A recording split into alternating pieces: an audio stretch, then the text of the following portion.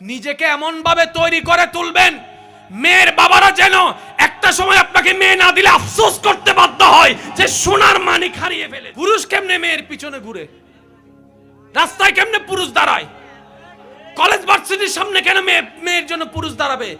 আর রিজালু কাওয়ামুন আলান নিসা। এমন ভাবে তৈরি করুন নিজেকে যেন মেয়েরা আপনার। আলহামদুলিল্লাহ, রাসূল পাক সাল্লাল্লাহু আলাইহি ওয়াসাল্লাম বলছেন, হাসরের ময়দানে একজন আসামি যাবে, যাওয়ার সাথে সাথে আল্লাহ তাআলা রহমতের চাদর দিয়ে তাকে ঘেরাও করে ফেলবেন।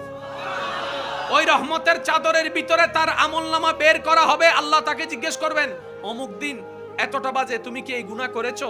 সে বান্দা বলবে, রব আমি করেছি। এই গুনাহটা তুমি করেছো? আল্লাহ এই গুনাহটা আমি করেছি। এই ভুলটা তুমি করেছো? আল্লাহ এই ভুলটা আমি করেছি। এই পাপটা তুমি করেছো? বান্দা স্বীকার করবে, আল্লাহ আমি এই পাপ করেছি। একটা একটা পাপ বলা হবে, সে একটা একটা পাপ স্বীকার করবে। এবার রব্বে করিম বলবে, তার